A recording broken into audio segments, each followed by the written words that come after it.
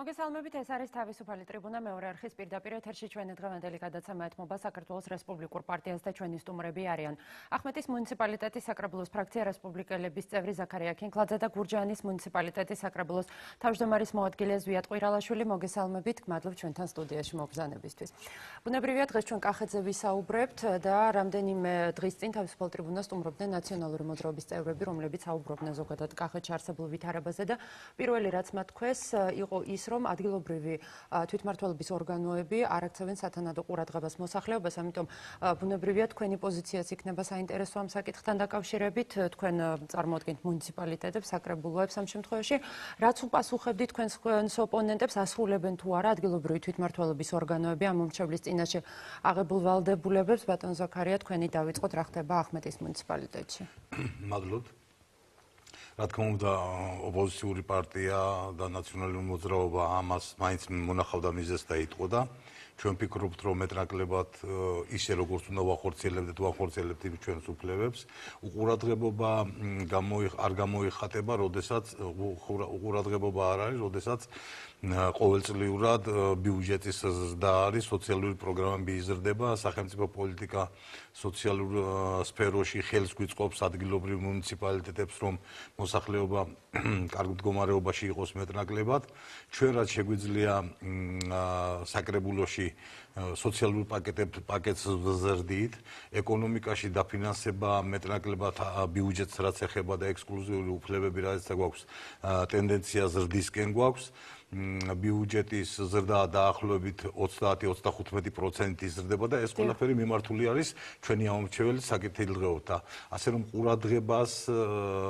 ყურადღება აქედან ჩანს და ძალიან ხშირად ჩვენ რეგულირებას ვაკეთებთ ადგილობრივი ბიუჯეტისა თუ რომელ სფეროში, რომელ საკითხში გვჭირდება თანხების მობილიზება და ასე რომ ჩვენ ყურადღებით ვექცევით მოსახლეობას და მოსახლეობა არ არის უკმაყოფილო ამასთან დაკავშირებით. ბიუჯეტი ახსენეთ თქვენ და ვიდრე ბატონ ზვიადისთან გადავიდოდი, ბიუჯეტზეც კითხავთ ბარემ აქვე, როგორ განისაზღვრა 2016 წლის პრიორიტეტები? ბუნებრივია, არც თუ ისე სასიამოვნო დაიწყო წელი ზოგადად რეგიონში შექმნილი არა მარტო ლარის, არამედ ვალუტების გაუფასურების ფონზე. როგორ განისაზღვრა პრიორიტეტები 2016 წლისთვის?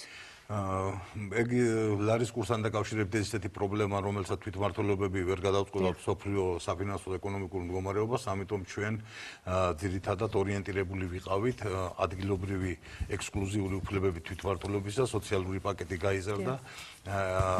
გაიზარდა, ეკონომიკაში ინფრასტრუქტურის პროექტების დამტკიცებას ეხლა ველოდებით და ეს იქნება დიდი მოცულობით, გაცილებით დიდი მოცულობით, ვიდრე წინა წელს იყო, ასე რომ ძირითადად სოციალურ და ეკონომიკურ საკითხებზე ვამახვილებთ ყურადღებას. წინა წლების განხორციელებული პროექტებით მიგვითითებს ამაზე, რომ ჩვენ ამაზე ვართ ორიენტირებული, ფაქტიურად ადგილობრივი ბიუჯეტი უმეტესწილად ამ შემთხვევაში ამაზე არის ორიენტირებული და ჩვენ ეს ყურადღების გარეშე არ გვრჩება და წეგანაც როგორც ვთქვით, ამაზე ორიენტირებული ზუსტად ამაზე არის. მივიღეთ ბიუჯეტი, უკვე შემოვიდა ცვლილება ბიუჯეტში და ხვალ გვექნება განხილვა, ჩვენ ერთობლივად ამას ყველა საკითხს გავდივართ ერთად და აი ხვალ გვექნება უკვე ცვლილება ბიუჯეტში, ისევ მაგ გათვალისწინებით, რომ ლავირება გავაკეთოთ თუ სად რა არის საჭირო. ბატონ ზვიად, გურჯაანის მუნიციპალიტეტის საკრებულოში რა მდგომარეობა არის და აქვე კითხავთ ბიუჯეტის პრიორიტეტები ამ კონკრეტული რაიონისთვის როგორ განისაზღვრა? მოგესალმებით, გაბატონელი, მივესალმებით თქვენს ტელემაყურებელს. მინდა პირველ კითხვას ასე ორ ნაწილად გავცე ჯერ პასუხი და პირველ ნაწილში გავიღიმო მხოლოდ და ამ ღიმილში ჩავტიო სრული თავსობადება ამ კითხვის პასუხის და მეორე ნაწილში მინდა ფაქტობრივი გარემოები მოვიშველიო, როდესაც საუბარია უყურადღებობაზე ამომრჩევლისა, მინდა აქვე დავაზრდო და სწორედ იმ ფაქტებით რა მონაცემები ჩვენ გაგვაჩნია და ეს ღია და საჯაროა. სწორედ სოციალურ და ინფრასტრუქტურულ პროექტებზე მიმდინარეობაზეა გადართული მაქსიმალურად ჩვენი ბიუჯეტი. გასული წლის ბიუჯეტი იყო დაახლოებით 16 მილიონამდე, ადგილობრივი შემოსავლები აქედან იყო 11 მილიონი, დანარჩენი იყო ტრანსფერები რა თქმა უნდა, აქედან 7 მილიონამდე იყო ინფრასტრუქტურული პროექტები განხორციელებული, რაც სამჯერ აღემატება თუნდაც 2011-12 წლის მონაცემებს, ასევე სოციალური პაკეტი იყო დაახლოებით 700.000 ლარის პროექტების და ამ შემთხვევაში ჩვენ 1.400.000-მდე გავზარდეთ სოციალური პაკეტი. დაახლოებით 2 ათეული ერთეულით ახალი სეგმენტი დავამატეთ სოციალურ პაკეტში. სწორედ ეს ის პრობლემებია და ეს ის პაკეტია, რომელიც სწორედ მოსახლეობაზე, ამომრჩეველზე და თვითონ მოქალაქეზეა ორიენტირებული. მათ კეთილდღეობაზეა გათვალისწინებული.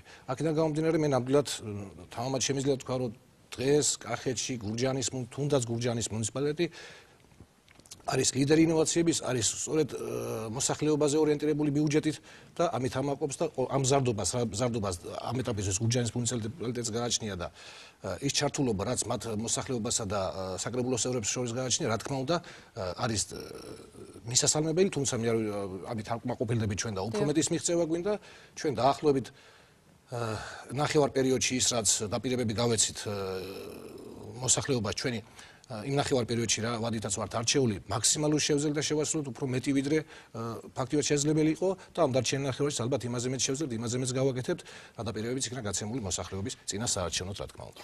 რა თქმა უნდა შევეხოთ 2015 წელს განხორციელებულ სხვადასხვა პროექტებს ბატონ ზვია თქვენი დავიწყებთ გასულ წელს თქვენ ჩააბარეთ ამ მორჩეველს ანგარიში თქვენი ერთწლიანი მუშაობის და ახსენეთ და განსაკუთრებული ყურადღება გაამახვილეთ იმ ინფრასტრუქტურულ პროექტებზე რომლებიც 2015 წელს გატარდა ბატონ ზვია და კონკრეტულად რა სამუშაოებზე იყო საუბარი, ანუ მაყურებლისთვის რომ უფრო გასაგები იყოს, რა გაკეთდა კახეთში კონკრეტულად და კიდევ დავუშვათ, რა მიმართულების გამოყოფდით გურჯაანის მუნიციპალიტეტში თქვენი უშუალოდ საკრებულოში ყოფნის პერიოდში.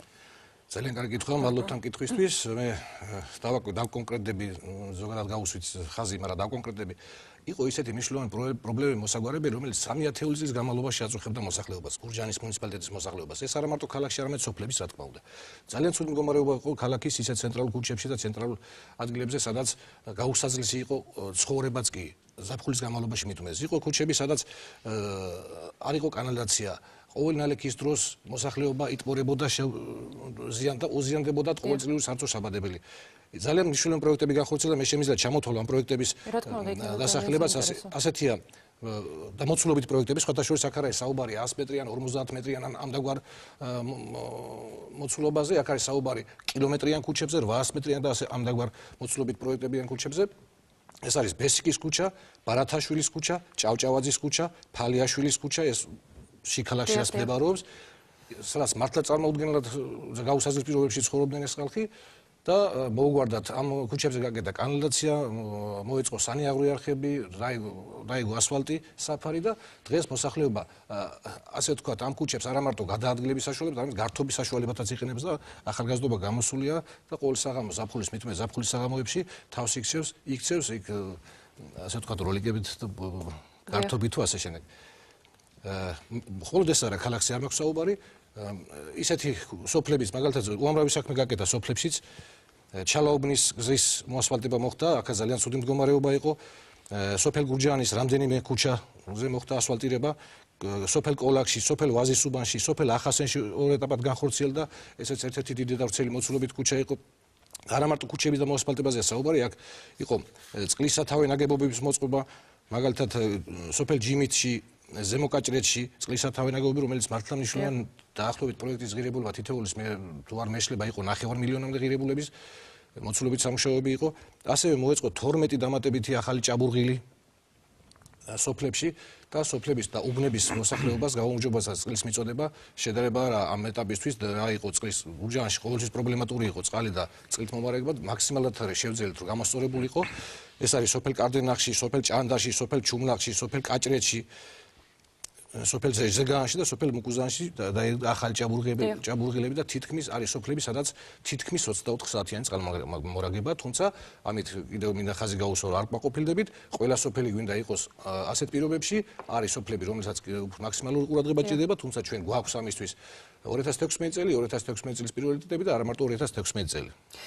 ბატონ ზაქარია, ბატონ ზვიად უბრალოდ აქვე მინდა კითხოთ კიდევ ერთ მნიშვნელოვან თემაზე, რომელიც შეიძლება არ არის ისეთ მნიშვნელოვანი როგორც წყალი, მაგრამ რეგიონის მოსახლეობისთვის ძალიან მნიშვნელოვანია, ეს არის გარეგანათებები. ჩვენ ვიცით, რომ ეს არა მარტო კახეთში, არამედ ზოგადად რეგიონებში იყო პრობლემა, როდესაც განსაკუთრებით ზამთარში, როდესაც ადრე ღამდებოდა, მოსახლეობას უჭირდა შიდა ქუჩებში გადაადგილება, ვინაიდან არ იყო ისეთანოდ განათებული. ეს პრობლემა თუ მოგვარებული არის, ან თუ დარჩა კიდევ გაუნათებელი უბნები კონკრეტულად გურჯაანში. ამ პრობლემას ყოველწლიურად თანდაო პროცესია ეს და ყოველწლიურად რა თქმა უნდა ხდება გარეგანათებების მოწყობა უკვე სოფლის ასე ვთქვათ უბნებზე ვართ გადასულები დარწმუნებულია ჩვენი ვადის გასვლამდე ანუ ჩვენი საარჩევნო ვადის გასვლამდე ამ სოფლებშიც მოგვარდება თუმცა ეს არის ძალიან მინიმალური და მინიმალიზაციამდე დასული გარეგანათება ეს პრობლემა 2 და 3 წლის უკან უფრო მაქსიმალურად გადაჭრილი უკვე მადლობთ ბატონ ზაქარია, თქვენთან გადმოვინაცვლებთ ახმეტის მუნიციპალიტეტის თქვენი როგორც ახმეტის მუნიციპალიტეტის წევრის პირადი მიღწევები როგორი არის თქვენი აზრით და ზოგადად რა განხორციელდა ისეთი 2015 წელს, რაც ყველაზე მეტად დაამახსოვრდა და საჭირო აღმოჩნდა ახმეტის მოსახლეობისთვის. ეხლა როგორც აღნიშნე, ჩვენთან ინფრასტრუქტურის პროექტების დაფინანსება ყოველწლიურად იმატებს. შარშან 2.400.000-მდე დაახლოებით ინფრასტრუქტურის პროექტები განხორციელდა ცენტრალური ხელისუფლების დახმარებით. აქედან მნიშვნელოვანი იყო სოფელ დუიშის სპორტული სკოლის დარბაზის გაკეთება, აშენება. ამავე დროს 9 მილიონამდე დახარჯული იქნა სოფლის წყლების მოწყობაზე და სათავე ნაგებობების და ქსელების რეაბილიტაციაზე. ამავე დროს ქალაქ ახმეტაში ქუჩების მოასფალტება 4-5 ქუჩა იქნა მოასფალტირებული და მოწესრიგებული ნიავარ-ამრიდი არხებით. ამავე დროს ქალაქ ახმეტაში ხორციელდება 8 მილიონიანი პროექტი, რომელიც სასმელი წყლის რეაბილიტაციას, მთლიანად სათავე ნაგებობების, ნაპირგამაგრის სამუშაოების და ყველა ქუჩაზე სისტემის ამოსვლით დამთავრდება. ეს 2-3 წლიანი პროექტი არის, მაგრამ ეს უკვე დაწყებულია ჩვენთან. ამავე დროს მინდა აღვნიშნო ჩვენ საყოფაცხოვრებო ნარჩენების გატანის და ყველაზე ერთ-ერთი მოწინავე ასე ვთქვათ, სუფთა რაიონი ამ თვალსაზრისით და მოწესრიგებული სამუშაოებს ასრულებდა აქამდე ჩვენს მიერ დაფუძნებული შპს, მაგრამ ეხლა ამჟამად უკვე აიპი. გარეგანათების კუთხით თითქმის ყველა სოფელი გვაქვს განათებული და ორგანიზებულად ხდება ამის გაკეთება. დაახლოებით მომატება გვაქვს სოფლის პროგრამების განხორციელებაში. სადღაც 60.000 ლარი დავამატეთ წელს შაშანდილზე წელს კიდევ დავამატეთ სოფლის პროგრამები. ეს მოსახლეობის რაოდენობიდან გამომდინარე არის. პროექტები შეთანხმებული არის მოსახლეობასთან. ამავე დროს მინდა ვთქვა, რომ ჩვენ შარშან 700.000 ლარი ამავე დროს დამატებული ჰქონდა ბიუჯეტზე სტიქიის ზარალის სალიკვიდაციო, სადაც ძირითადად ნაპირგამაგრები და მოსახლეობას საცხოვრებელი სახლები გადახურვის სამუშაოები შეუსრულეთ. ასე რომ შარშანდელი წელი ჩვენ არ დაგვიხურია და არ დაგვიმთავრებია წარმატებების გარეშე, თუმცა წელს როგორც მოგახსენეთ, პირველსავე თვეში უკვე ცვლილებებს ვიწყებთ, რომ რაიმე არ გამოგვწეს. ჩვენ თითქმის ყოველ წელს გვაქვს ხოლმე წლის მიმდინარეობის დროს გვიჩნდება ნაჭარბი თანხები შემოსავლებში, ესაც ადგილობრივი ხელისუფლების გარკვეული მუშაობის შედეგი არის და ხდება ხოლმე ახალ პრიორიტეტებზე გადანაწილება თანხების. ასე რომ აი შარშანდელი წელი დაახლოებით ასეთი შედეგებით დავამთავრეთ. მადლობთ, მატყობინებენ რომ გურჯაანიდან გვაგზავნე ბატონ ზვიად კითხვა თქვენთან არის. მოგესალმებით, თქვენ პირდაპირ ეთერში ხართ. მოგესალმებით, გისმენთ. გაითიშა სამწუხაროდ მაყურებელი, თუმცა მას ექნება საშუალება რომ გადმოერგოს და დასვას თავისი კითხვა. აუცილებლად მინდა კითხოთ თანამშრომლობაზე საკრებულოსა და გამგეობას შორის, ვინაიდან ზოგადად ადგილობრივი თვითმმართველობის რეფორმა, რომელიც პირველად აძლევდა 2014 წელს მოსახლეობას იმის საშუალებას, რომ აერჩია პირდაპირ წესით მერები, გამგებლები და საკრებულოს წევრები, იყო სწორედ გამიზნული იმისკენ, რომ მაქსიმალურად მისაწვდომი ყოფილიყო მოსახლეობისთვის ის ადგილობრივი თვითმმართველობის ორგანოები, რომლებიც პრინციპში მათთვის არსებობდა და მათთვის იქნებოდა. საკრებულოებსა და გამგეობებს შორის როგორი არის თანამშრომლობა, რამდენად პროდუქტიულია და რამდენად კონსოლიდირებული არის ის? მე ამ კითხვას სულ სხვა ჭრილში გადავიტანდი. ჩვენი თავარი პოსტულატი და ჩვენი არჩევის თავარი სეგმენტი ის იყო, რომ ჩვენ მოსახლეობაზე ყოფილიყავით ორიენტირებული, ამიტომ პასუხისმგებლობა როგორც მოსახლეობასთან, როგორც რა თქმა უნდა არჩეულ მერს და გამგებელს აქვს, ასევე აქვს პასუხისმგებლობა დეპუტატს და საკრებულოს დეპუტატს და საკრებულოს დეპუტაციასმა. აი ამ ჭრილში თუ განვიხილავთ, არანაირ პრობლემას მე ვერ ხვედავ ვერც ურთიერთობაში, ვერც თანამშრომლობებს, რა თქმა უნდა, არ უნარსებობდეს არანაირ სხვა სახის ურთიერთობა თუ არა საქმიანი ურთიერთობა. საქმიანი ურთიერთობაში გამორიცხულია ყველა სხვა სეგმენტი. ამ მხრივ მე ვფიქრობ, რომ სწორედ ამით იქნა მიღწეული გურჯაანის მუნიციპალიტეტში ამდაგვარი უამრავი პრობლემები, სწორედ ასეთი თავსებადობით, ასეთი თანხმედრით აზრების და მოსახლეობის იმ ინტერესების გათვალისწინების, რომელიც რა თქმა უნდა, ყოველ დღიურობაში იჩენს თავს და ამ პრობლემის მოგვარებას, რა თქმა უნდა, ხშირ შემთხვევაში საჭიროებას გადაუდებელ აღმოფხვრას. აი ამან გამოიწვია მაგალითად ის მზარდობა სოციალურ პაკეტის, რაზეც აღვნიშნე 1.400.000-მდე სოციალური პაკეტი, რომელიც მორგებულია კონკრეტულად ადამიანებზე, იმ პიროვნებებზე და იმ სეგმენტზე, რომელსაც რაღაცა კატეგორიას რაღაცა სახის გაჭირებას, შემდეგ ის რა თქმა უნდა ამის დაგეგმარება და პროგრამულ ნაწილში ჩასმა. სულ აი ამ ურთიერთობიდან გამომდინარე ხდება ეს ყველაფერი, ასევე მინდა ხაზი გაუსვა რომ სრული თავისებურება იყო თუნდაც სკოლამდელი სააღაზრდელო დაწესებულებების ხელშეწყობა, ეს პროგრამა ჩვენ ცოტა უფრო ადრე დავიწყეთ, ვიდრე სახელმწიფო პროგრამას ჩაერთობოდა ეს სეგმენტი და დღეს 1.600.000-მდე ჩვენ ადგილობრივი ბიუჯეტით სწორედ სკოლამდელი სააღაზრდელო დაწესებულებას ვაფინანსებს და გვაქვს უამრავი ამ მხრივ ძალიან დიდი მიღწევები. ასევე მინდა ხაზი გაუსვა გარდა ამის, ასევე მინდა ხაზი გაუსვა შაშან გარემონ და სრული რეაბილიტაცია ჩაუტარდა ქალაქის ორ საბავშვო ბაღს და სოფლების რამდენიმე საბავშვო ბაღს. წელსაცაა დაგეგმილი 2016 წელს ორი საბავშვო ბაღის დარჩენილი ქალაქში დარჩენილი ორი საბავშვო ბაღის სრული რეაბილიტაცია, რომელიც სწორედ ამდაგვარი ურთიერთობების საფუძველზე იქნა მიღწეული. და რა თქმა უნდა ეს აისახება შემდგომში უკვე ეს პროგრამები და ეს პროგრამული ნაწილი შემდგომში აისახება სწორედ ამ სეგმენტების პრობლემების აღმოფხვრაში და მინდა ხაზი გაუსვა 12%-იანი დემოგრაფიული მატება გვაქვს გურჯაანში სწორედ იმის გამო რომ ასეთი პროექტები ხორციელდება და არა მარტო ასეთი პროექტები მე საშუალება თუ მოგვეცემა რა თქმა უნდა ვისაუბრებთ მხრივ რა გაკეთდა კიდევ და რატომ გვაქვს ასეთი აქცენტი გადატანილი სწორედ ამ სახის პრობლემებზე პრობლემის მოგვარებაზე გასაგებია ბატონ ზაქარია ვიდრე თქვენთან გადმოვალთ ერთი მაყურებელი გველოდება და მოусმინოთ მას მოგესალმებით პირდაპირ ეთერში ხართ.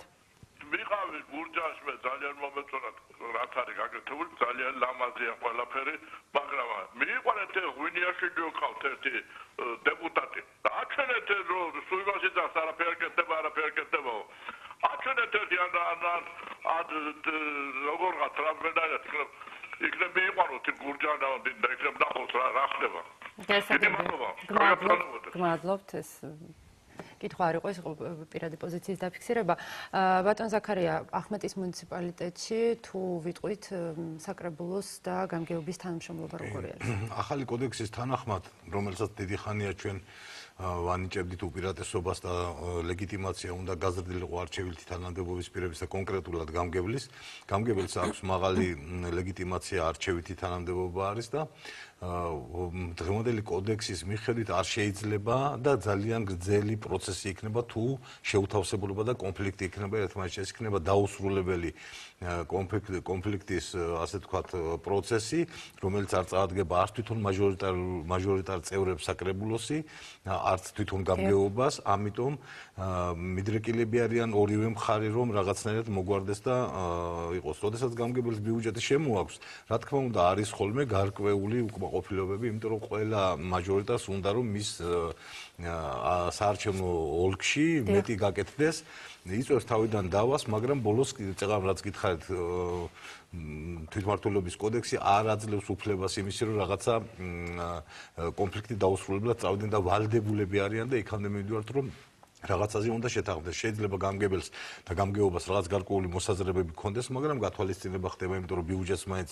საკრებულო იღებს და თუ არ მოხდა ამის მიღება რა თქმა უნდა ჩვენთან არის ხოლმე ასეთი გარკვეული შეიძლება შეუთანხმებლობები მაგრამ მე უკვე ცალკე მიდის განხილვა ამა თუ იმ წინადადებების ზუსტად ხვალინდელი საკრებულოს ხომაც აი აქეთკენ არის რომ დიდი ხანია მიდის ამაზე პროცესი გამგეობასთან რამდენიმე შეხვედრა იყო ხვალ უკვე უნდა წარმოადგინოთ ისეთი ბიუჯეტი სადაც გამგეობას და საკრებულოს უმრავლესობაც უკვე მხარს უჭერს ასე რომ თუ ეს და რომელ საკრებულოში წესარი იქნება ვიცი რომ პროცესი იქნება გრძელი და იმ საკრებულოში და იმ მუნიციპალიტეტში საქმე იქნება გვერდზე გადადებული ჩვენ ყოველ შემთხვევაში ეს გვესმის და ამიტომ ეს ამ პროცესებს ამ კონფლიქტებს ისედაც კამათისაა ყველაფერი და ხანდრო შეიძლება არ დაემთხვეს ყველას აზრი და მით უმეტეს დაუშვათ აღმასრულებელი და წარმომადგენლობითი ორგანოს ისინი ამიტომ ახმეტა ამითაც გამოირჩევა ხოლმე რომ ხანდროს დიდი ხანი გვჭირდება მაგრამ რაზეც მივალთ და რაზეც შევთანხმდებით იმას ის იქნება საბოლოო ჯემს დადებული შედეგი. მაღალი ლეგიტიმაციით ვიღებთ ეს. დიახ,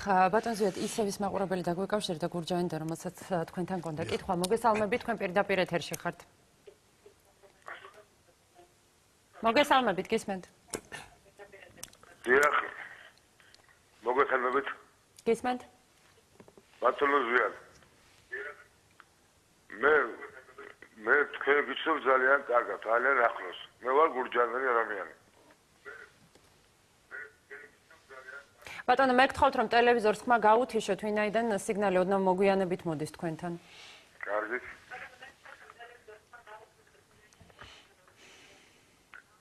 დიახ, და ბრძანეთ, გისმენთ პირდაპირ ეთერში. დიახ, ბრძანეთ, პირდაპირ ეთერში ხართ. ზვიად. ისმენთ. ყველაფერი კარგია. ის ასფალტი, ის გაზი, ის წყალი, მაგრამ უბრალოდ გლეხს რომ მუშაობა რომ უნდა და შავ მუშას რო აყვანას კაცის ჭირდება გურჯაანის რაიონში. ეგ როგორ არის თქვენთან? როგორ ხდება ხოლმე? გმადლობთ. კითხვის ნაწილობრივი შინაარსი გასაგებია. კითხვა იყო ასეთი, რომ შავ მუშას თუ კაცი ჭირდება, ამაში მე რამდენად ვერ დავეხმარებ ჩვენ საკრებულო არ ვიღებთ მონაწილეობას რანაირ პრაქტიკულ სამუშაოს განხორციელებაში, ჩვენ მხოლოდ და მხოლოდ გვაქვს მონიტორინგი, ზოგადი მონიტორინგი, თუ როგორ ახორციელებს აღმასრულებელი ხელისუფლება დაგეგმილ პროექტებს. ნამდვილად ჩვენს ვერ გადავაბიჯეთ იმ კანონმდებლობას, რომელიც გვაქვს, აქედან გამომდინარე მე პასუხს ასე ზოგადად გავცემ ამ უღალაკეს. რა თქმა უნდა. ბატონ ზაქარია, თქვენთან მინდა დავბრუნდებ საუბრობდით ჩვენ გამგეობაზე და რამდენიმე დღის წინ ცნობილი გახდა, რომ ახმეტის მუნიციპალიტეტის გამგეობის ჯანდაცვის და სოციალურ საკითხთა სამსახურის უფროსი ნათილა ექვთიმიშვილი შესაძლოა 10,000 ლარი დაჯარიმდეს. საუბარი არის იმაზე, რომ ამ ქალბატონს არ წარუდგენია ქონებრივი დეკლარაცია კანონით გათვალისწინებულ იმ ვადებში, რომელშიც მას უნდა წარმოედგინა. თქვენ თუ გაქვთ ინფორმაცია ამის შესახებ? კი, ეს ინფორმაცია ვიცი, წავიკითხე. 1000 ლარით არის აქ საუბარი, როდესაც საჯარო სამსახურის ბიუროს დირექტორი გამოსცემს ამას, ჯერ მე როგორც ვიცი, გამოცემული არ არის ეს ბრძანება. ცუდია, რა თქმა უნდა, ხელმძღვანელი თანამდებობის პირებს, როდესაც გამორჩებათ ხოლმე საჯარო სამსახურში მუშაობის უპირველესი პირველი ვალდებულებები, რომ რეგისტრაცია გააკეთოს ბიუროში და შეავსოს დეკლარაცია.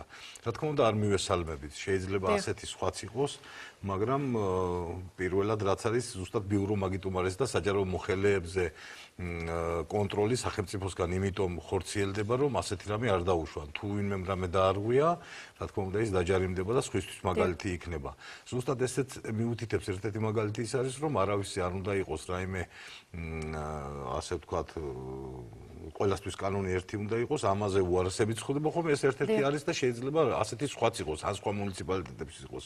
უბრალოდ მონიტორინგი ხორციელდება ახმეტაში, როგორც ვიცი, ძალიან ძლიერად სხვადასხვა საერთაშორისო ორგანიზაციებისგან არის გამჭვირვალეობის და ღიაობის გარკვეული პროგრამებით გრანტები გაცემული და ეს ორგანიზაციები თითოეული თანამშრომლის საქმიანობას სწავლობენ და ეს იქნა აღმოჩენილი. შეიძლება ეს სხვაგანაც იყოს, რა თქმა უნდა, ცუდი არ მივესალმები, მაგრამ მეტი პასუხისგებლობა მართებთ საჯარო სამსახურში მოხელეებს, რომ თავიანთ ამ ყურადღება მიაქციონ და გამოსწორებადია ყოველ შემთხვევაში, ეს სხვას არაფერს მიუთითებს, ის დაჯარიმდება ალბათ თუ ბიუროს დირექტორი გამოსცემს ამას და ამით კონფლიქტი ამოიწურება ყოველ შემთხვევაში, თქვენთვის მაგალითი იქნება, რომ ასეთი უყურადღებობა აღარ გამოიჩინონ თავიანთ სამსახურის და მოვალეობების წინაშე.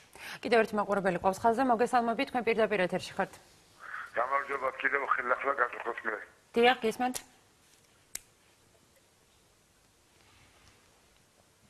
გისმენთ, პირდაპირ ეთერში ხართ. ერთი კითხვა მაქვს. ბრძანეთ. ანუ შესაძლებელია თუ არა რომ ხეშკალის მმართველობა, ანუ თუნდაც რაიონის მმართველობა მართოს მაღაზიის გამყიდველმა.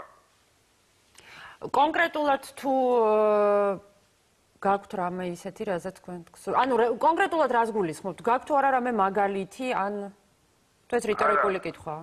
თუ არის შესაძლებელი, რომ ჩვეულებრივმა ადამიანმა ანუ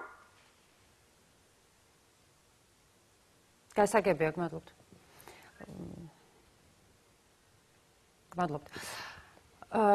ცოტა უცნაური კითხვა იყო ეს, თუმცა მე მატყობენ რომ ეს იგივე ადამიანი იყო, ვინც გურჯაანიდან დაარეკა. დიახ, ცოტა ისეთ გაუგებარი კითხვები არის ამ შემთხვევაში და ვიდრე გადაცემის მეორე ნაწილზე გადავალთ, კიდევ ერთი კითხვა მინდა დაგისვათ. იანვრის ბოლოს თელავში რესპუბლიკური პარტია საკუთარ მხარდაჭერებს შეხვდა და ამითი ფაქტიურად რესპუბლიკურმა პარტიამ დაანონსა, რომ იწყებს შეხვედრების ციკლს სახელწოდებით ღია საუბარი რესპუბლიკელებთან, რომლის ფარგლებში ასეთ ღონისძიებები საქართველოს ყველა რეგიონში ჩატარდება. ჩვენ ვიცით, რომ ამ შეხვედრას ესწრებოდა და სიტყვით გამოვიდა პარტიის თავმჯდომარე ხათუნა სამნიძე, ასევე თქვენც გამოხვედით სიტყვით და მიმართეთ თქვენს მხარდამჭერებს, ამორჩევლებს და პარტიის წევრებს. კიდევ დავუშვათ, რა საკითხები განეხილებოდა ამ შეხვედრაზე და ზოგადად რა არის აი ამ მთელი ციკლის მიზანი და რატომ დაიწყო მაინც ამას კახეთიდან, ესე ძალიან საინტერესო იქნება. მოკლედ საერთოდ უნდა დაწყებულიყო და ეს არის ახალი პროექტი პარტიის თავმჯდომარის ქალბატონი ხათუნა სამნიძის ადგილებზე ღია შეხვედრები მოსახლეობასთან, ამომრჩეველთან, საკრებულოს წევრებთან, იქ სადაც ძირითადად პირველი დუღილი პრობლემების არის და მისი გადაჭრის გზები პარტიას როგორ ესახება ადგილებიდან. ჩვენ მაგასთან დაკავშირებით რამდენიმე დღის წინ გქონდა კიდევ ამას ეს გრძელდება ჩვეულებრივ სხვა რეგიონებში იქნება გაგრძელება, მაგრამ ამავე დროს პარტიამ ეროვნული კომიტეტის ხდომაზე რამდენიმე დღის წინ განიხილა და სტრუქტურების შექმნა ადგილებიდან წამოსული ამ პრობლემებს უფრო მეტად ორგანიზებული და სისტემურად როგორ გადაწყდეს ესენი. თითოეულ პარტიულ ორგანიზაციაში იქმნება უკვე მუშა ჯგუფები, რომლებიც ფოკუს ჯგუფებთან იქნებიან კავშირში და პირველიცავე ეტაპებიდან წამოსული პრობლემებს ამუშავებს პირველადი ორგანიზაცია და პარტიის ცენტრალურ ორგანოში შესაბამისი დარგობრივი კომისიები იქნება, სადაც დამუშავდება ეს პრობლემები. ჩვენი პარტიის ხედვები ამ პრობლემის გადასაწყვეტად პარლამენტსა და მთავრობას წარედგინება. ასე რომ ამ კახეთიდან იმიტომ დაიწყო, რომ ჩვენგან იყო კიდევ მოწოდებული ისეთი პრობლემები, რომელიც სასწრაფოდ ადგილობრივ ეკონომიკას და დარგობრივ ეკონომიკას სასწრაფოდ არის გადასაწყვეტი, სანამ სამეურნეო წელი ფაზაში შევა და აი აქ ამიტომ იყო ეს რომ გაკეთდა. ძალიან კარგი შედეგი მოგვცა. იქ თვითონ ჩვენი პარტიის წევრებივე აქტიურობდნენ, ხდომას ესწრებოდნენ, ამავე დროს ცალკე ფოკუს ჯგუფებთან პარტიის ხელმძღვანელობას ჰქონდა შეხვედრა და მზად არიან და დაინტერესებულები არიან ადგილზე ამომრჩევლები, რომ შეიქმნას ასეთი სტრუქტურები, რომ სასწრაფო წესით მოხდეს მოკლედ ცენტრალურ ხელისუფლებამ იმ პრობლემების მიტანა და გადაჭრა. ამისთვის ემზადება პარტია და ვფიქრობ, რომ ამ შექმნილი ახალი ორგანოებით და ახალი სტრუქტურებით სისტემატიზება მოხდება ამ პრობლემების და ჩვენ აუცილებლად წარვადგენთ ჩვენს მოსაზრებას მთავრობაში პრობლემების გადაწყვეტის კუთხით. ძირითადად სახელმწიფოსგან რეგულირებადი პროგრამების ჩართვით მოხდება ეს ამ საკითხების გადაწყვეტა. ბატონ ზოია, თქვენს ხომ არ დაამატებდით ამ შეხვედრებზე რამაც, თქვენ რამდენად კმაყოფილი ხართ ამ შეხვედრების შედეგებით? რა თქმა უნდა, ასეთი ტიპის შეხვედრები, რომელიც გულისხმობს უშუალო კომუნიკაციას არა მარტო პარტიის წევრებთან, არამედ მოსახლეობასთან, რადგან პარტიის წევრიც იგივე ამომრჩეველია, მასაც აქვს სრული თავისუფლება, არჩევანის თავისუფლება, ასეთი ტიპის შეხვედრები უფრო მეტად აქტიურებს ურთიერთობას არა მარტო პარტიასა და მოქალაქეს შორის, არამედ იმ და პასუხისმგებლობას იმ ურთიერთობებზე, რაც თითოეული იგივე თუნდაც საკრებულოს წევრის, რომლებიც უხვად ყავს თუნდაც კახეთში პარტიის წარმომადგენლობას, უფრო მეტად აქტიურები იყვნენ, უფრო მეტი პრობლემებზე იფიქრონ, უფრო მეტად იფიქრონ ამ პრობლემების მოგვარების გზებზე და ის რაც თვითმმართველობის საკეთებელი არ უნდა იყოს მოლოდინი იმისი, რომ ამ საკეთებელს სხვა ვიღაც ან სხვა რომელიმე სამინისტრო შეუსრულებს და გაუკეთებს, რატომღაც ასეთი ტიპის სულისკვეთებაც წარმოჩინდა და მე ვფიქრობ, რომ ასეთი შეხვედრები აუცილებელია სწორედ ამდაგარი პრობლემის მოგვარებისთვის და ყველამ გაითავისოს თავისი როლი, მისი ადგილი, მისი საშუალებით რა უფრო შეიძლება უკეთესად იქნას წარმოჩინებული, როგორც პიროვნებების, ასევე საქმიანობის თვალსაზრისით. რა თქმა უნდა, ამ შემთხვევაში პარტიაც ვითარდება, უფრო მეტი პასუხისმგებლობა აქვს პარტიასაც, უფრო მეტი მხარდამჭერები ყავს პარტიასაც და უფრო მეტ ცელ თემატიკას მოიცავს შემდგომი განვითარებისთვის პარტია. მადლობთ, რეკლამის დროს ჩვენს ეთერში, რეკლამის შემდეგ განვავრცობთ საუბარს მაყურებელს. შევახსენებ, რომ დღევანდელი თავისუფალი ტრიბუნა ეთმობა საქართველოს რესპუბლიკურ პარტიას. არ გადაერთოთ, ჩვენ სულ მალე დავბრუნდებით ეთერში.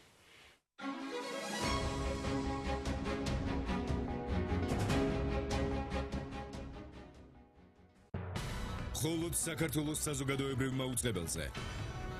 ყოველდღე 20 საათზე. ხელმისაწვდომი ინფორმაცია ყველა მოქალაქისთვის. მოამბე ხუთენაზე. მეორე არხზე.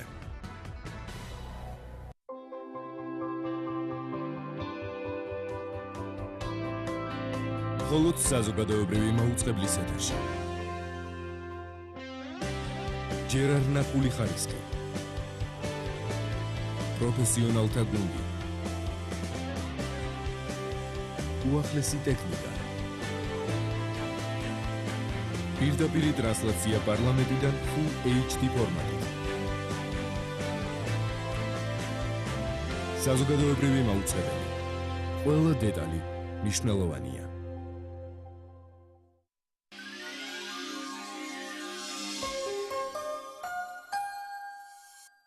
სახელმწიფო ვალდებულია ყველა ბავშვს მისცეს განათლების მიღების თანაბარი შესაძლებლობა.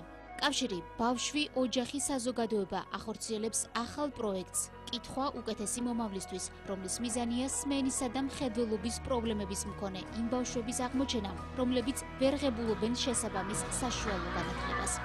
დაგვეხმარეთ ხელოვნური ბარიერების გადალახვაში. თუ გაქვთ ინფორმაცია მსგავს ბავშვებზე, აუცილებლად დაგვიკავშირდით ქვემოთ მითითებულ ნომრებზე. იყავი აქტიური მოქალაქე და იბრძოლე ჯანსაღი გარემოსთვის. იყავი აქტიური მოქალაქე და იბრძოლე ღირსეული სიბერისთვის. იყავი აქტიური მოქალაქე და დაიცავი შენი უფლებები. იყავი აქტიური მოქალაქე და მოითხოვე ხარისხიანი განათლება. იყავი აქტიური მოქალაქე და დაიცავი შენი შრომითი უფლებები. ჩვენ წლებია ვიბრძვით თქვენი და ჩვენი უფლებებისთვის, იყავი აქტიური მოქალაქე და დაიცავი შენი უფლებები.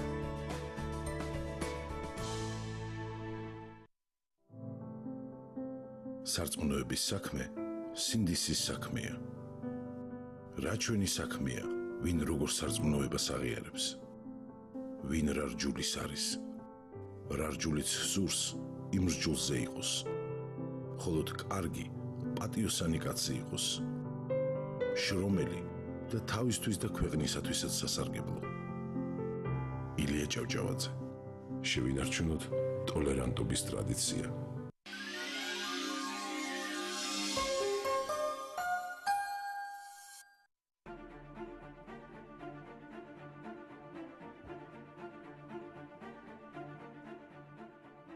როგორ აფასებს დემოკრატიული მოძრაობა ერთიანი საქართველო ამერიკის შეერთებული შტატების დაზვერვის სამსახურის ხელმძღვანელის ჯეიმს კლაპერის განცხადებას, რომელსაც დიდი გამოხმაურება მოყვა საქართველოში და რას ფიქრობენ დემოკრატიულ მოძრაობაში კვირის სხვა აქტუალურ პოლიტიკურ პროცესებზე. როგორ უნდა დაეხმაროს ამერიკა საქართველოს რუსულ აგრესიასთან ბრძოლაში, როგორ განვითარდება რუსეთ-ამერიკის ურთიერთობები ამერიკის არჩევნების შემდეგ და როგორ აისახება ეს ურთიერთობა საქართველოზე. გიგლა ბარამიძე, ვასილ კაჭარავა და ნიკა მახარაშვილი დღეს 21 საათსა და 30 წუთზე არგუმენტების დროში მეორე არხზე.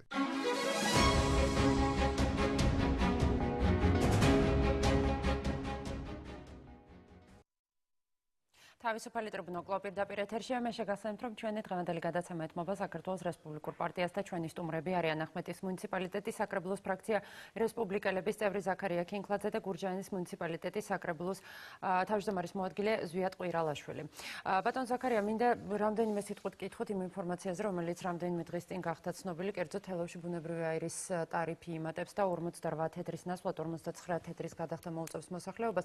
თქვენი ოპონენტები ისევ ნაციონალური მოძრაობიდან აცხადებენ, რომ ამითი ეს პროცესი არ გაჩერდება და მთელ კახეთს მოემატება გაზის ტარიფი. თქვენ როგორ აფასებთ ამ განცხადებას და თუ გაქვთ ინფორმაცია ამის შესახებ? ანუ კონფლიქტების ესკალაციის თავიდან არიდებაზე გურჯაანელი არ უპასუხებს თელავის საკითხს და მაშინ მე გავცემ პასუხს. განცხადებას ვაფასებ უარყოფითად, ცუდია, მაგრამ უნდა გავითვალისწინოთ ერთი რამე, კახეთში მხოლოდ გაზის ბაზარზე ერთი მოთამაშე კომპანია არ არის. თვითონ მაგალითად ახმეტაში უფრო სოკარის გაზი არის.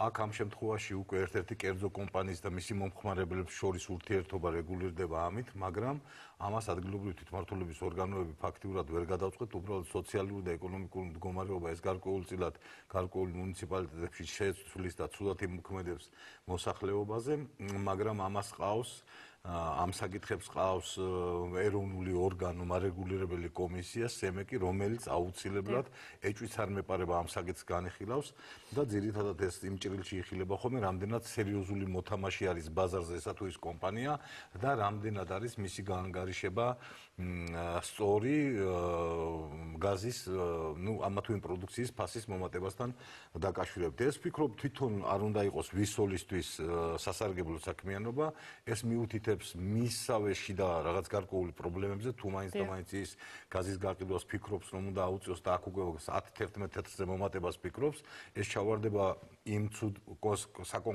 საკონკურენციო პირობებში, რასაც სხვა კომპანიასთან ალბათ ვერ გაუძლებს და გარკვეულწილად თვითონ მეიქნება მისთვის ცუდი. ამ შემთხვევაში ყოველ შემთხვევაში სემექს უნდა დაველოდოთ. მე დარწმუნებული ვარ, რომ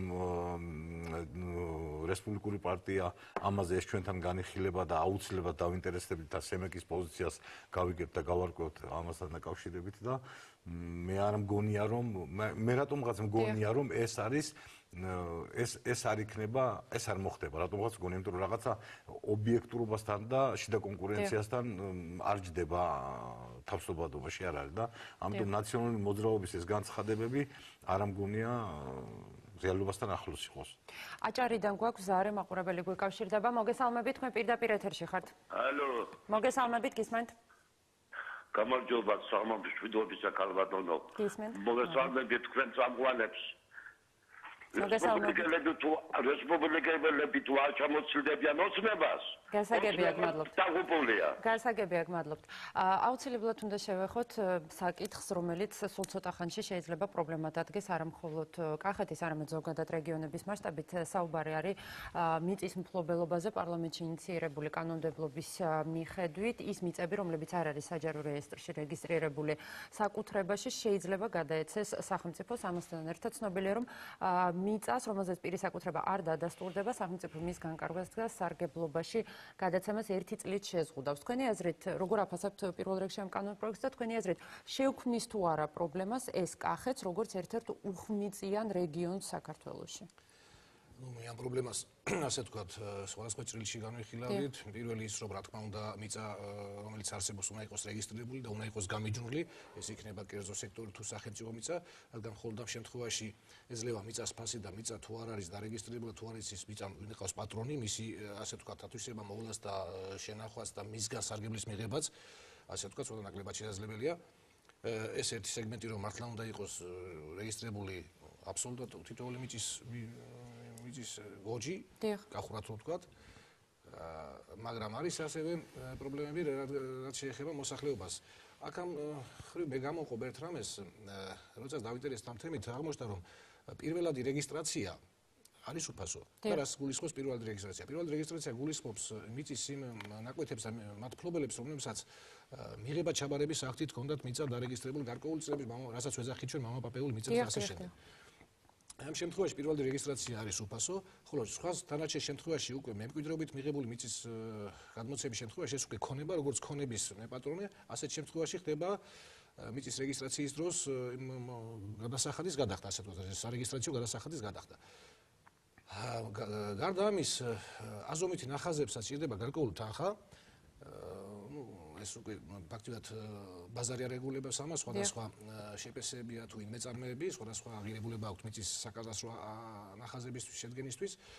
მე ვფიქრობ, რომ ამ სეგმენტში შესაძლებელი არის დაუშვათ იგივე სახელმწიფომ თუ არა მუნიციპალიტეტმა მაინც ამის საშუალებები გააჩნია თითოეულ მუნიციპალიტეტს, რომ გამოყოს ასეთი კატეგორიის ადამიანები, რომლებსაც არ აქვთ ამის გადასახადი, ამ აზომითი ნახაზების მოსაკრებლის გადასახადი და შესაძლებელი გახადოს მათთვის ესეც უფასო, ანუ თავდაფინანსებით შევიდეს ცდილობრივი მონაწილეობით და ეს სეგმენტი სრულიად უფასო იყოს ამ ადამიანების, მაგრამ ამ შემთხვევაში რაც ხდება ახლა დაურეგისტრირებელი მიწის ნაკვეთებს ახლა ხშირია, როდესაც მიწათ ფლობელი, ასე ვთქვათ, ფლობს მიწას, მაგრამ არ აქვს დარეგისტრირებული მხოლოდ და მხოლოდ იმიტომ, რომ 5 ჰექტარამდე მიწა არის თავისუფალი, ანუ გადასახადის გადასახადისგან თავისუფალი, ასეთი მიწები არის უამრავი, რომელსაც ფლობენ მესაკუთრეები, გლეხებისგან ნაყიდი, ასე ვთქვათ, პასპორტებით, მხოლოდ არ არის დარეგისტრირებული მათზე. ამ შემთხვევაში მე ვფიქრობ, არც ესაა სწორი მიდგომა, რადგან ბიუჯეტი ზარალდება ამით, მიწის გადასახადი არ იხდება, რადგან წინა მფლობელები, ასე ვთქვათ, არიან განთავისუფლებული მიწის გადასახადისგან, ხოლო ახალი მეპატრონეს ის არ აქვს დარეგისტრირებული. რა თქმა უნდა, ამ სეგმენტი გასათვალისწინებელია და ამიტომ ვფიქრობ, რომ სახელმწიფო მიდგომაც ზომიერ ნაწილში არის სწორედ ამ ორიენტირებული, რომ მიწა იყოს მეპატრონის და დაერქვას თავის სახელი და ასევე მაქსიმალურად შევეცადოთ, რომ ეს უმტკივნეულოდ აისახოს გლეხზე და მათსაც შევეწიოთ რაიმე ამდაგარი პროექტებით, რომ ეს პრობლემები არ ექცეთ მათ შემდგომში, არ გაუხდეთ მიწის დაკარგვის საფუძველი. ბატონ ზაქარია, ვიდრე თქვენთან გადმოვიდოდეთ, კახეთიდან გვაგზავნეთ, სწორედ მიწის საკუთრებაზე აქვს მას კითხვა. მოგესალმებით, თქვენ პირდაპირ ეთერში ხართ. გამარჯობა, ბატონო ზვია, გისმენთ ახლა და აი დაახლოებით გარკვეული ვარ ამ მიწის რეფორმასთან დაკავშირებით და რა მაინტერესებს იცი არის მაგალითად შემთხვევები რომ ადამიანი ფლობს მიწის ნაკვეთს ნაყიდი აქვს ეს კი ბატონო უნდა გაიფორმოს იმიტომ რომ სახელმწიფოში ბიუჯეტში უნდა შევიდოს გადასახადი და შეიცვალოს ბიუჯეტი მაგრამ აი არის ისეთი შემთხვევები რომ აი მიწის მესაკუთრე ან გარდაცვლილია ან წასულია საზღვარგარეთ ვერ მოიძებნება იმ ისა ნაკვეთის ვისგანაც იყიდა იმისი თავმომავალი და კაროჩე რჩება ისეთ სიტუაციაში რომ ვერ იფორმებს ამ მიწას და აი ხო შეიძლება რომ რაღაც ჩაემატოს იქ რომ აი თუ ესეთი შემთხვევები იქნება რომ 5-6 მოწმე დაუდგეს რომ ამ მიწას ის ფლობდა ამუშავებდა 20 წლის მანძილზე რაც მიწები დარიგდა იმის შემდეგ ამუშავებს ამ ნაკვეთს ის კაცი და ამის საფუძველზე მოხდეს ამ ნაკვეთის გაფორმება. გმადლობთ. ბევრი პიროვნება დარჩება ვენახისა და მიწის გარეშე. იმიტომ რომ ძალიან ისეთი გასაგებია, გმადლობთ. სხვა შორის USAID-ის ერთ-ერთი რეკომენდაცია იყო ეს სწორედ რომელიც წარადგინა მან იუსტიციის სამინისტროში ბატონ ზვიად. ბატონო, შესაძლებელი დაგვრათ უკავშირდება კითხვას. მე მახსოვს 2009 წლამდე იყო ასეთი პროგრამა მიწის აღიარების კომისია, ხელმძღვანელობდა სწორედ ამგვარი პროგრამით, რომ რამდენიმე მოწმის საფუძველზე ხდებოდა მიწის რეგისტრაცია, სასოფლო-სამეურნეო დანიშნულების მიწის რეგისტრაცია. შემდგომ ამ კანონპროექტებმა განიცადა ცვლილება და რაღაც სეგმენტში ეს ამოღებული იქნა ეს რეგულაციები. მე ვფიქრობ, რომ სწორედ ასეთი რეგულაციები უნდა იყოს ამ შემთხვევაშიც ისე დაშვებული და სწორედ ამდაგვარი პრობლემატური მიწების, როდესაც უკვე მართლა აღარ მოიძებნება პირველადი მეპატრონე და პირველადი აღარც მემკვიდრე არსებობს მისი და აღარც წარმომადგენლობა პირველადი მესაკუთრის, ამ შემთხვევაში სწორედ ამდაგვარი რეგულაციებით უნდა მოხდეს სწორედ იმ ადამიანების მიწის დარეგისტრება, რომლებიც ფლობენ, უვლიან და რომელსაც აქვს სურვილი ამ მიწის გამოყენების და წლების განმავლობაში ამას ახორციელებდნენ. რა თქმა უნდა, ეს უნდა იყოს გათვალისწინებული და ასევე თვე იქნება ჩვენი რეკომენდაციებიც ამ მხრივ. ბატონ ზაქარია, თქვენ როგორ აფასებთ ზოგადად ამ კანონპროექტს? მოკლედ ამის გარეშე გაგვიზნელდება ცხოვრება სახელმწიფო ხელისუფლებამ რომელმაც ორიენტაცია აიღო სოფლის მეურნეობის პროექტების განხორციელებაზე და საერთაშორისო ორგანიზაციები კიდე გარკვეულ უკვე ევროკავშირის გრანტით ძალიან ბევრი სოფლის მეურნეობის პროგრამები ხორციელდება ყველაფერში ხელი შემშლელი არის მიწის რეგისტრაციის საკითხი საქართველოში დაახლოებით თუ არ ვწდები ალბათ შეიძლება 10%-იც არ არის სოფლის მეურნეობის ასე ვთქვათ კატეგორიის სასოფლო-სამეურნეო დანიშნულების მიწების რეგისტრაცია და ეს ყველაფერი ერთმანეთში არის არეული მაგალითად თუნდაც როდესაც ჩვენ ვაუჩერებზე ვსაუბრობთ სოფლის მეურნეობის ამ აგრარულ ვაუჩერებზე წერან ზვიადი თქვა შეიძლება დაუშვათ ადამიანს კონდეს ნაყიდი კერძო გარიგებით სიტყვიერად მიწის პრივატიზაციით მიღებული ნაკვეთს მიცემული აქვს ნაყიდი აქვს ეს ასადარ ჩანს ამ დროს ვაუჩერი მესაკუთრეს მოსდის ის ვინც მიწას ამუშავებს იმას არავითარი შემწეობა იმასთან არავითარი შემწეობა არ მოდის სახელმწიფოსთან და იმ ადამიანმა რომელმაც ერთხელ სიტყვიერად გაყიდა ის მიწის ნაკვეთი ის იღებს აგრო ბარათს იმიტომ რომ მასია რეგისტრირებული და ვერავინ უარს ვერ ეთქვის ასე რომ ეს საკითხები რაღაცნაირად აუცილებლად უნდა მოგვარდეს იმიტომ რომ თუნდაც ინვესტიციების მოზიდვის თვალსაზრისით როდესაც ინვესტორი კითხულობს და თუნდაც საერთაშორისო გრანტის შესაბამისად დგება საკითხი რომ რა უნდა დაფინანსდეს მაშინვე დგება საკითხი მესაკუთრე რამდენია როგორ არის და ვერავინ ვერ წარმოადგენს ამ დოკუმენტს გარკვეულწილად გადასახადის თავის არიდების მიზნით იყო მაგრამ რასაც აგერ ჩვენი ამომრჩეველი ამბობს არის პრობლემები მიწის გაფორმებასთან დაკავშირებით. აქ შეიძლება ორი კატეგორია იყოს. ერთი რომელიც თავისი გამორჩენის მიზნით მალავს არ აინტერესებს და ასე ვთქვათ, არ აწყობს მიწის რეგისტრაცია და მეორე ადამიანებს რომელსაც პრობლემა უდგებათ. ამით არ არის ფიზიკურად საქართველოში. ფიზიკურად არ არის. მე ჩვენ საუბარი გვაქვს 20-25 წლის წინანდელი პროცესზე მიწის პრივატიზაციაზე. იქ საკომლო ასე ვთქვათ, მიწა იწერებოდა და გადაწყვეტილება იღებოდა კომლის როგორც წესი კომლის უფროსზე, ანუ გადაწყვეტილება გამოტანილია კომლის უფროსზე 20 წელი გავიდა, ძალიან ბევრი გარდაცვლილია, დგება საკითხი უკვე სამომკვიდრეოს გახსნისა ქალაქის ტიპის დასახლებებში, მაგრამ სოფლებში კიდევ საკომლო წიგნისა, რომელიც სამოქალაქო კოდექსის შემდეგ ფაქტიურად მოქმედებაში აღარ უნდა იყოს და ის უკვე არქივის საკუთრებაა, ასე რომ ძალიან ბევრი ეს საკითხები ერთმანეთში არეულია. მე თუ კიდევ დაემთხვა იმას, რომ ამ ოჯახის წევრი ან გარდაცვლილია, ან კიდევ საზღვარგარეთ არის, მე დგება კიდევ ერთი ხარჯი მინდობილობის საკითხი საზღვარგარეთიდან ვიდეო დადასტურებით კიდევ დანიშნა მინდობილობის. ასე რომ ამაში მოსახლეობაც მართალია, რომ ეს პროცესი რომ გააგრძელოს, ძალიან ბევრი თანხა დაუჯდება ამის დარეგისტრირებაში. მეორე, რა თქმა უნდა, მათ საუბარში, როდესაც ყიდვა-გაყიდვა მოხდა, არ იქნებოდა ეს გათვალისწინებული, გინდაც ერთი მხარე იყოს, გინდაც მეორე მხარე, რომელმაც ახლა პასუხი უნდა აგოს ამის რეგისტრაციაზე, ძალიან ცუდ მდგომარეობაში ჩავარდება. თუ ამ პროცესით წავიდა, მაშინ ის შიში რომ ადრე ამბობდნენ რომ სახელმწიფო ისე უკან წაგართმევს და წაგვართმევს და ამ მიწებს დაიბრუნებს, ის შიში ეხლა გაჩნდა. რომ სახელმწიფომ უნდა გადაიფორმოს ეს ნაკვეთები. მაგრამ აქვე აუცილებლად მე ვფიქრობ, რომ ეს კანონი ასე მალე ვერ მიიღება, ამას დაჭირდება სახელმწიფო რეგულაციები. ყოველ შემთხვევაში ის საპროცესო თანხები, რაც უნდა ამ მიწის გადაფორმებას მოყვას, თუნდაც ნოტარიალურად, ნოტარიალურობის დროს, თუნდაც საჯარო რეესტრში დარეგისტრირების დროს, საჯარო რეესტრში გადაფორმების დროს, პირველიდან მეორე დაუშვათ გადაფორმების დროს, ეს თანხები უნდა დავიდეს მიზერულობამდე და ამავე დროს ამაში უნდა ჩაერთოს თვითმმართველობის ორგანოები. აქ არის პროცესები ნაწილი ისეთი, რომელიც თვითმმართველობის ორგანოებმა შეუძლიათ, რომ ფინანსები არ იყოს გადასახდელი. ეს არის თუნდაც იგივე საკომლო წიგნების, იგივე ძველი გადაწყვეტილებების არქივიდან ამოღებისა. ჩვენ მაგალითად გვაქვს 500 კაციანი გადაწყვეტილება, ხო, მაშინდელი თვითმმართველობის.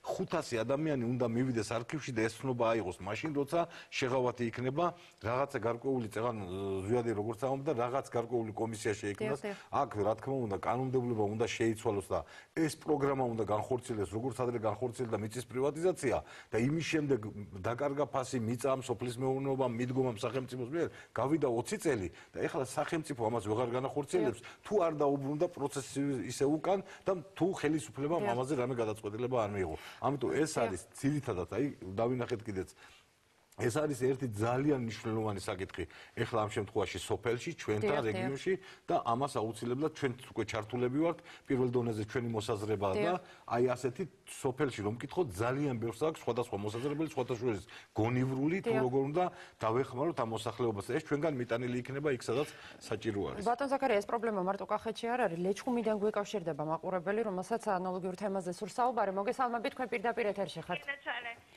შეკითხვა მაქვს. გისმენთ? მე ლეჩხუმში მაქვს საკარმი დამო და საყანი ადგილით. ხო და მაქვს შევარდაძის დროინდელი დოკუმენტი. ჩემს სახელზეა, მე ვარ პენსიონერი, 78 წლის ქალბატონი. ხო და მინდა რომ გავიფორმო და მთხოვენ იმას, რა ქვია, ახალ აზომვებს, დიახ. ხო, აზომით ნახას და ძალიან ძვირი მიჯდება და თუ რამე შეიძლება რაღაცა გამონაკლისი რაღაცა რომ ან პენსიონერი შეღავათი ან რაღაცა რომ გავიფორმო რე. მადლობთ. აი სწორედ ეს რაზეც საუბრობდით, არსებობს კატეგორია, რომელსაც სჭირდება დახმარება, მაგალითად პენსიონერებს. ზიადი მახსენად წეგან თვითმმართველობა შეიძლება ჩართული იყოს, რომ მაგალითად იგივე სატენდერო მომსახურებაზე შეიძლება გამოტანილი იქნეს და შეთავაზებული ფასები იყოს იქ ადგილზე, იმიტომ რომ ინდიმეწარმეები არიან, რომელიც თვითონ ადებენ და აფასებენ თავიანთ ასე ვთქვათ ნამუშევარს და აზომით ნახაზების ფასები, ну ისეთ მდგომარეობაში რომ სხვადასხვა ფასები აქვს. ეხლა ლეჩხუმში არ ვიცი, შეიძლება სუნთქელძიგეთი ფასი აქვს, რომ მართლა უჭირს. მაგრამ თუნდაც ასეთი თვითმმართველობის ან თუნდაც ცენტრალური ბიუჯეტიდან სახელმწიფო პროგრამა რომ განხორციელდეს და აზომითი ნახაზების კეთებაზე ყველა რაიონში გაკეთდეს, ასე ვთქვათ, სატენდერო პირობებით გათვალისწინებული და ფასები იქნებ რეგულირება დაბალი იყოს, ან დადგენილი ფასში კიდევ შეიძლება თვითმმართველობამ ნაწილი დააფინანსოს, ნაწილი ცენტრალურმა ხელისუფლებამ და ეს უკვე შეღავათი იყოს. ასე რომ ვარიანტები სოფელში თვითონ მოსახლეობას რომ მოусმინოთ, ძალიან კარგი წინადადებები აქვს. ეს ყველაფერი ჩვენ აღრიცხული გვაქვს და აი ჩვენ რაღაცნაირად ბოლო დოკუმენტს მივიღებთ თუ ჩვენი მოსაზრება რა იქნება ამასთან დაკავშირებით, იმიტომ რომ ძალიან მნიშვნელოვანია ჩვენ ცხოვრებაში ეს. გასაგებია, სამწუხაროდ ჩვენ დრო იწურება დაახლოებით 1 წუთი დაგვრჩა ბუნებრივია საკითხები, რომელსაც ვეღარ მოვასწრებთ ჩვენ რო შევეხოთ, მაგრამ პირობას გაძლევთ რომ თუ შემდეგ გადაცემებში იქნებით ჩვენი სტუმარი, აუცილებლად დაუბრუნდებით. რამდენიმე სიტყვით მინდა რომ შეავჯამოთ დღევანდელი ეთერი, ჩვენ ვისაუბრეთ ადგილობრივი თვითმმართველობის ორგანოების მუშაობაზე ახმეტაში და გურჯაანში. როგორი იქნება თქვენი აზრით და თქვენი აზრით წელი 2016 თქვენი მოსახლეობისთვის, თქვენი ამომრჩევლისთვის, ჯერ გურჯაანზე ვისაუბროთ და შემდეგ კახეთზე რამდენიმე სიტყვით. მე მინდა ჩემს გურჯაანელებს მიმართო 2016 წელი უფრო უკეთესი იქნება, რა თქმა უნდა, ვიდრე 2015, რადგან ყოველთვის არის პროგრესი, არ არსებობს რეგრესი, მით უმეტეს იმ ფონზე, როცა უფრო მეტი გამოცდილება, უფრო მეტი შესაძლებლობა, უფრო მეტი შემოსავლებები ჩნდება და შემოსავლების ნაწილში თუ არის მზარდობა, რა თქმა უნდა, უფრო მეტი საკეთებელი იქნება მიღწეული და გაკეთებული. გვინდა ახალი სეგმენტი დავამატოთ ჩვენს მუნიციპალიტეტის ბიუჯეტს და ამით გავახაროთ ჩვენი მოსახლეობაც. არა მარტო სოციალურ პროგრამებში, არამედ განათლების სეგმენტშიც გვინდა ინოვაციების შეტანა, რომ გურჯაანის ასე ვთქვათ, მოქალაქეებს, რომლებიც ჩააბარებენ და გააგზავნებენ სწავლას უმაღლეს სასწავლებლებში, გარკვეული სახის პროგრამულ ნაწილში იქნენ ჩართული მუნიციპალურ პროგრამულ ნაწილში და ჰქონდეთ მუნიციპალური სტიპენდიები, ჰქონდეთ მუნიციპალური დახმარება და მათ განვითარებისთვის და მათ განათლებისთვის უფრო მეტი შევძლოთ, უფრო მეტი გავიღოთ, რომ უკეთესი და უკეთესი თაობა წამოვიდეს არა მარტო გურჯაანის, არამედ ქვეყნისთვის. მადლობთ ბატონ ზაქარია ახმეტის მოსახლეობა. ვფიქრობ, წეგან როგორც ეკონომიკაში ჩვენთან უფრო განსაკუთრებულად სხვა რაიონებთან კიდევ შედარებით წელს უკვე სადღაც 10-15 მილიონი ადგილობრივი ბიუჯეტი და ცენტრალური ბიუჯეტიდან იქნება რესურსი, რაც ამავე დროს გაზრდის სოციალურ ფონდს მეტნაკლებად დააკმაყოფილებს, უფრო კარგი მდგომარეობა იქნება ამ თვალსაზრისით. პრემიერ-მინისტრის პირველი შეფასება, რომ რეგიონებში მდგომარეობა და იქ სულ სხვა საქართველოს და მიეცეს მე დარწმუნებული ვარ, რომ ცენტრალური ხელისუფლება ზუსტად ამ პროექტების მომზადებისთვის და განხორციელებისთვის რეგიონზე ემზადება, ჩვენ იქიდანაც გვექნება და ჩვენი პარტიისგან შემუშავებული და პარტიის თავმჯდომარისგან შემუშავებული ახალი პროგრამა ადგილებზე პრობლემების შესწავლის, დამუშავების და მზადყოფნაში, რომ პრობლემები როგორ გადავჭრათ, ეს სინქრონიზაციაში მოვა მთავრობის პოზიციასა და ჩვენ უკვე მომზადებული ამ პრობლემების გადაჭრაში, ასე რომ ადგილზე ჩვენთან ახმეტაშიც ვფიქრობთ, რომ ეს ახალი სიკეთეები მეტად შეგვეწევა და შეეწევა ჩვენ ამომრჩეველს.